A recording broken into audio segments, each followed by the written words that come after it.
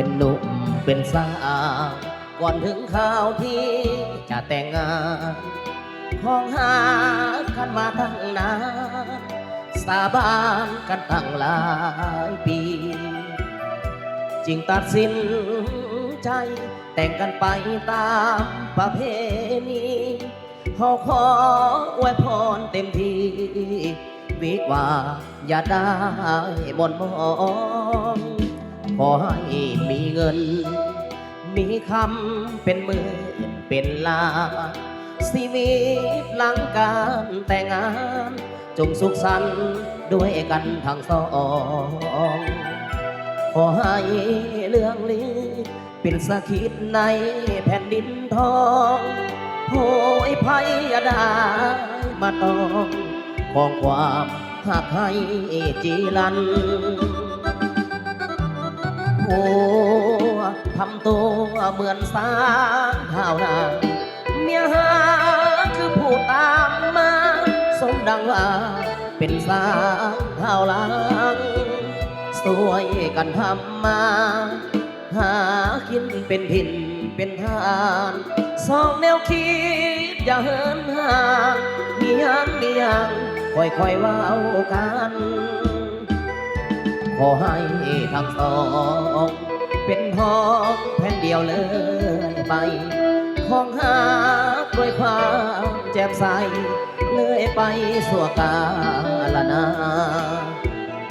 เพื่อเท้ายอดทองตะบอกยอดเพชรด้วยกันหาเดียวใจเดียวเท่านั้นสวรรค์จึงเมตตาปาณี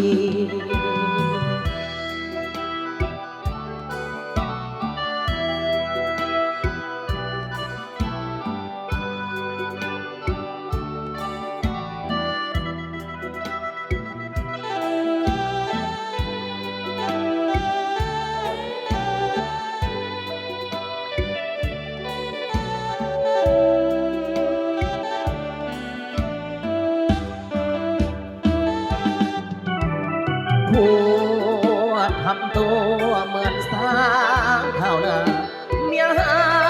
คือผู้ตามมาสมดังว่าเป็นสางข้าวหลังสวยกันทำมาหากินเป็นถิ่นเป็นทานสองแนวคิดอย่าเหินห่างมียังค่อยๆว่าเอากัน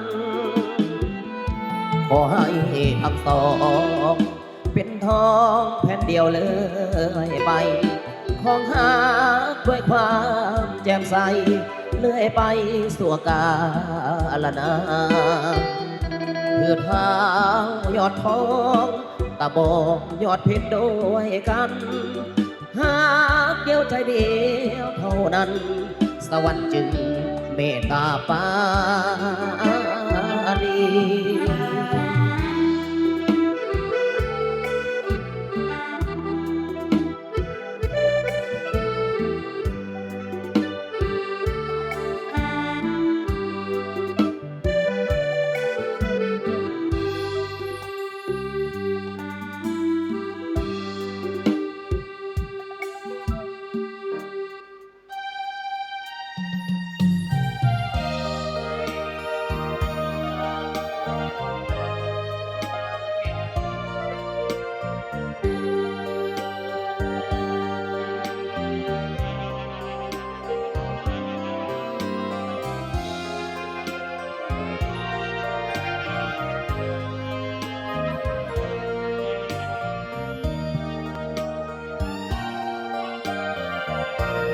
สุขสันต์วันวิวาห์ขอพรหลั่งมาในวิวาห์ของผู้ทรงโลกมันพรอันล้ำเลิศประเสริฐจงเกิดมีใสขอท่านทั้งสองจงได้มันในผัวเดียวเมียเดียว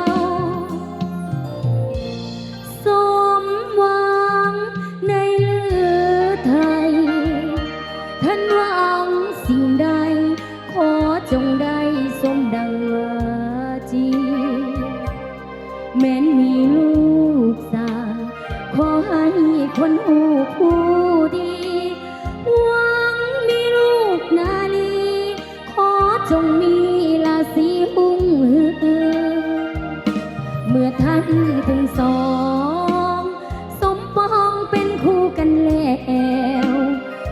เป็นผัวทิพย์เมียแก้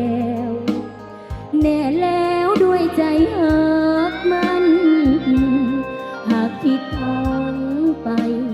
โปรดจงอภัยต่อกันสุขีสัวนิจนิรันดร์จงสุขสันต์ในวันวิวาห์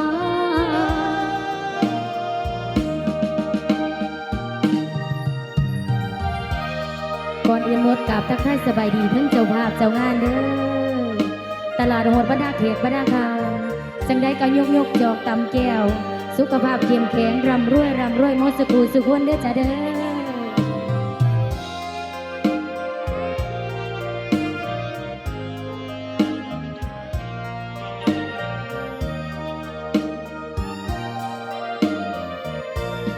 สุขสันต์วันวิวาห์ขอพรหลังมาในวิวาห์ของคู่สมรสใหม่พรอันล้ำเลิศประเสริฐจงเกิดมีสายขอท่านทั้งสองจงได้มันในผัวเดียวเมียเดียวสมหวังในลือไทยท่านหวังสิ่งใดขอจงได้สมดังวาจีขอให้คนหูผู้ดี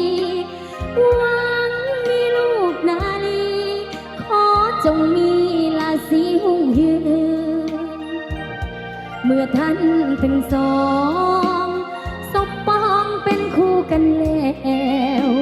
ได้เป็นผัวทิพย์เมียแก้ว